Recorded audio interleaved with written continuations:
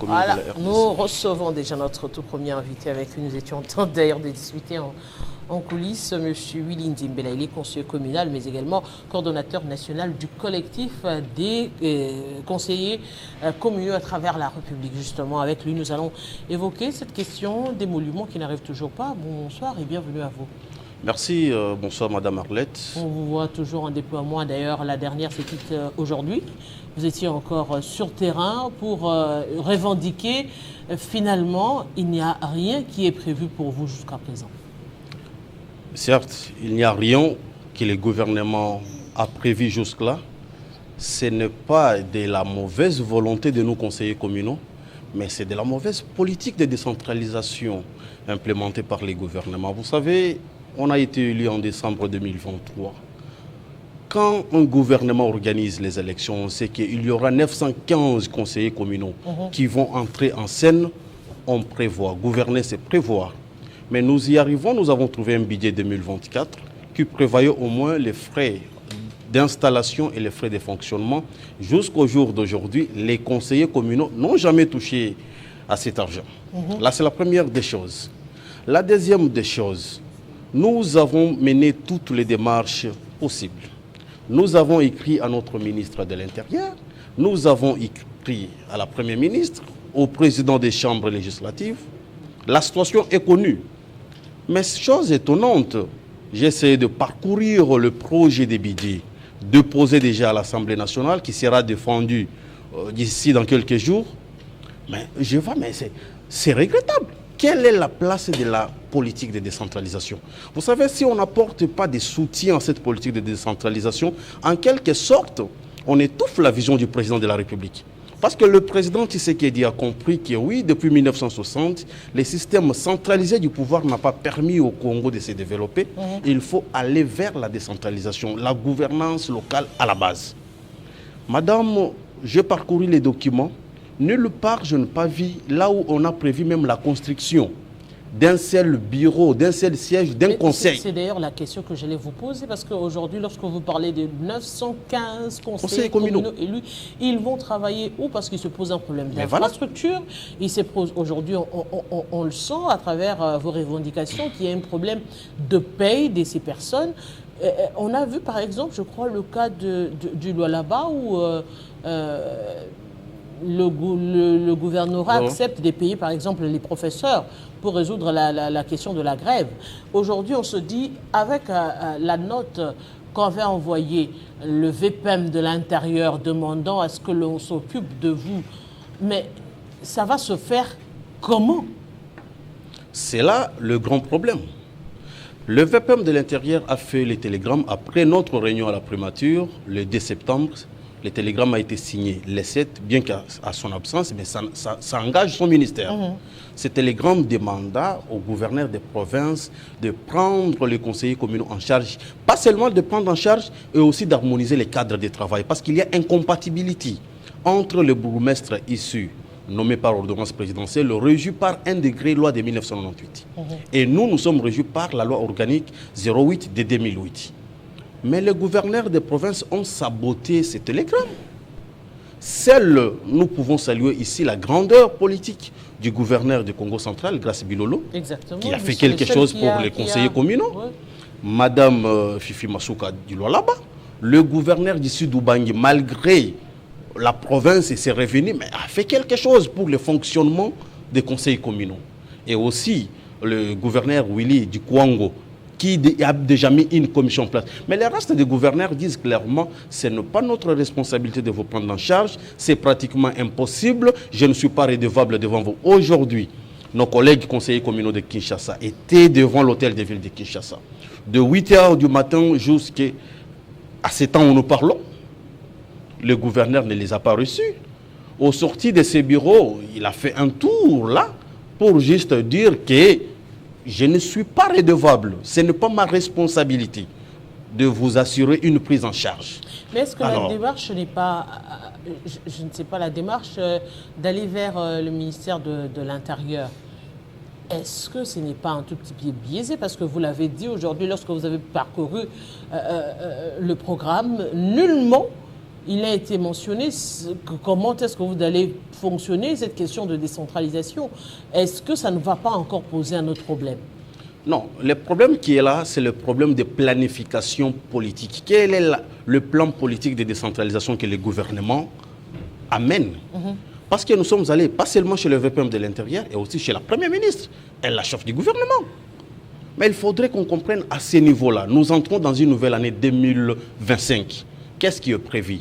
J'ai dit, moi qui ai pris la parole à toutes ces autorités, que sur 100% des conseils communaux, 88% est en train de siéger dans des conditions impossibles. Imaginez un jour l'Assemblée nationale quitte le palais du peuple pour siéger à la primature. L'Assemblée qui est censée contrôler la primature. C'est ce qui se passe chez nous. Les conseils communaux siègent dans le locaux du collège exécutif communal. Les collèges dont nous sommes censés contrôler. Il n'y a pas une indépendance. Donc, comment une autonomie des conseils communaux. Non. La loi nous donne cette indépendance et cette autonomie. Mais nous avons dans l'effectivité, il y en a pas. Dans l'effectivité, nous avons trouvé presque rien qui existait. Oui, nous pouvons commencer parce que nous nous rappelons, il y a eu aussi un gouvernement dans ce pays qui a siégé sous les manguiers, le gouvernement d'Étienne Tshisekedi après la conférence nationale. Pour nous, cela n'est pas un problème. Mais nous sommes engagés et déterminés d'apporter des solutions aux attentes de notre peuple. Nous avons demandé au gouvernement de la République d'harmoniser les cadres de travail. Parce que la loi sur les ETD 08, article 126, dit qu'en attendant les élections des conseillers communaux, les bourgmestres en place sont régis par les décrets lois de 1998. Une fois les élections organisées, nous, en tant que conseillers communaux, nous existons. Cette disposition devrait tomber caduque. Nous devrions donc à ce temps appliquer la loi 08 sur les ETD, appliquer la loi sur la libre administration des provinces. Mais vous sentez que quand nous voulons exercer nos missions régaliennes de contrôle sur l'exécutif communal, ils répondent que nous ne sommes pas votre émanation, vous ne pouvez pas nous contrôler parce que moi j'ai été nommé par ordonnance présidentielle. C'est ainsi que nous avons fait une forte pression pour dire au gouvernement financer la CENI pour que les élections de bourgmestre soient organisées. Vous savez, Madame Arlette... Déjà que c'est déjà compliqué parce que les autres élections n'ont pas encore été tenues. Par exemple, dans les autres territoires de la République démocratique du Congo, aujourd'hui encore, vous allez ressurgir pour revenir avec la question des élections des gouverneurs. Des bourgmestres. Des bourgmestres, c'est encore un autre problème que vous soumettez. Mais il faudrait que la décentralisation soit parachevée. Aujourd'hui, l'œuvre n'est pas parachevée. Au niveau des communes, il y a des organes. Il y a les conseils, qui est le précédent. Il y a le collège exécutif communal. Comment vous pouvez travailler avec un conseil légitime élu du peuple et les bourgmestres sans aucune légitimité du peuple? Le peuple le réclame tous les jours. La conséquence, c'est quoi? Il n'y a pas un contrôle efficace, les bourgmestres font n'importe quoi. Il n'y a pas une planification politique au niveau local et nos communes sont délaissées. Aujourd'hui, il y a eu pluie avant-hier. Kinshasa inondé. Vous savez la cause? Les terrassés, les collecteurs d'eau sont bouchés.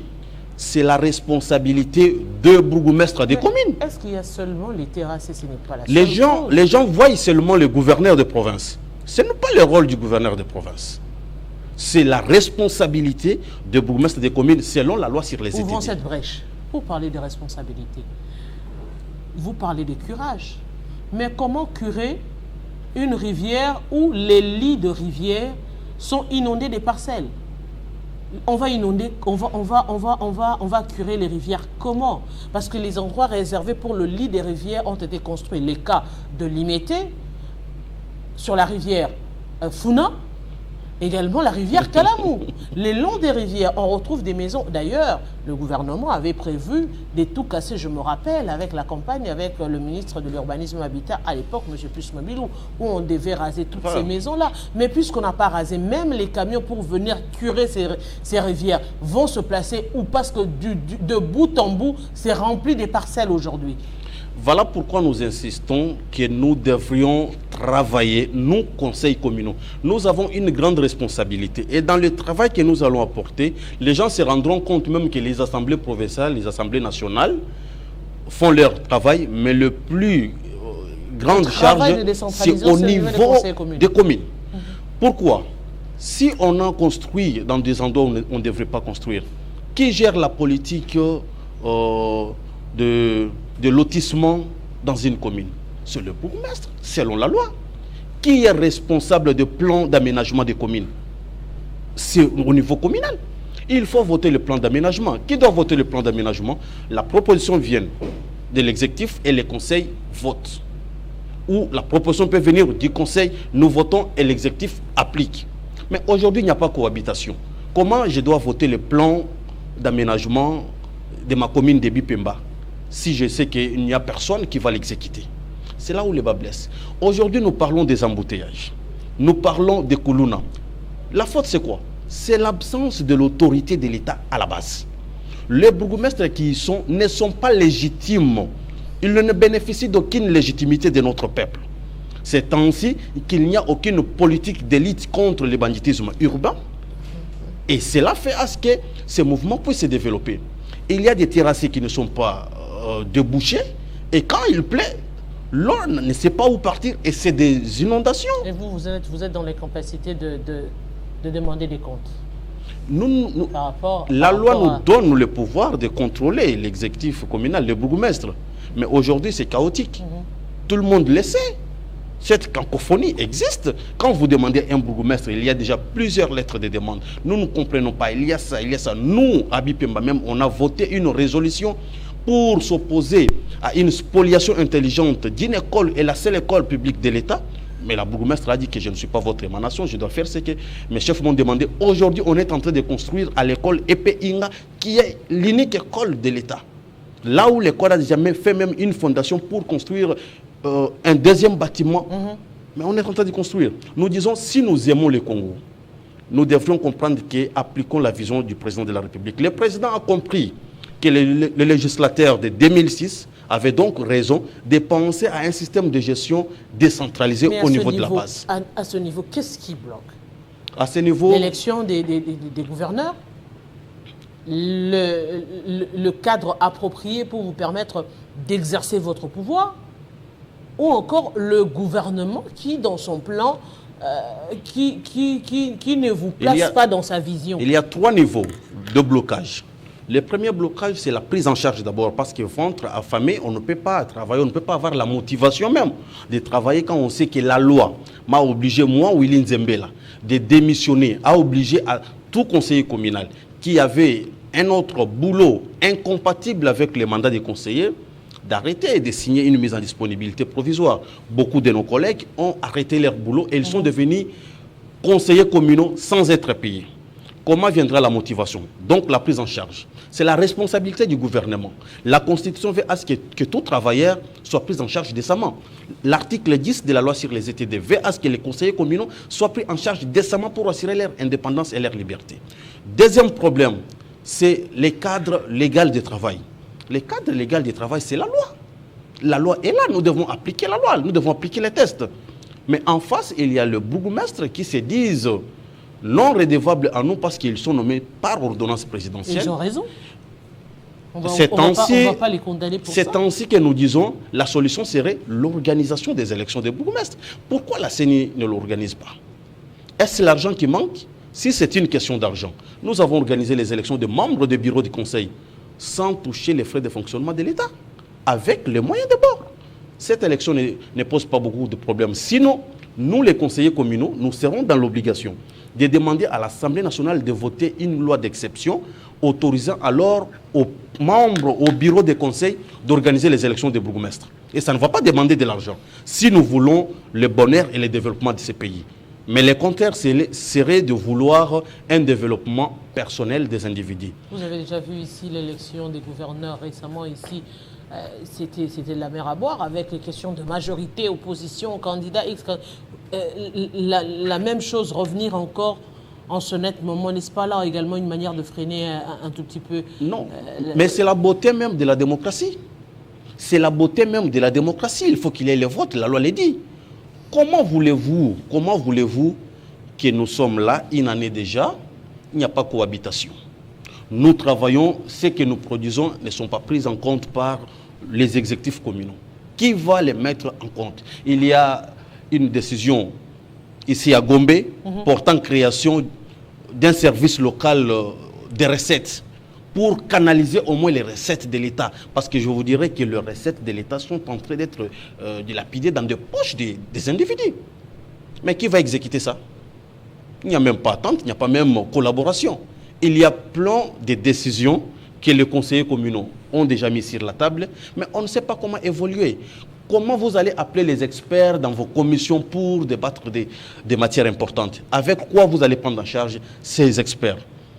C'est ainsi que nous avons sollicité une réunion autour de son Excellence Madame la Première ministre, avec le VPM de l'Intérieur, les ministres d'État au budget, aux finances, Monsieur l'inspecteur général de la territoriale, lui qui est censé contrôler les actes des ETD, et le président de la CENI, pour qu'on aborde les vraies questions des fonds. Parce que là, les télégrammes de l'autre côté, les budgets qui ne reconnaissent pas l'existence des conseillers communaux, qu'on aborde les questions des fonds pour savoir qu'est-ce que nous allons faire, comment faire et à quelle période.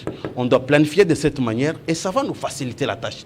Vous serez étonné de voir, permettez-moi, vous serez étonné de voir que dans le budget, on accorde 2 millions de dollars à la construction. Je prends par exemple Arena. Oui, c'est bon bien, l'idée est bonne. Mais qu'est-ce que Arena va apporter de plus que le travail que les conseils communaux vont apporter au niveau de la base?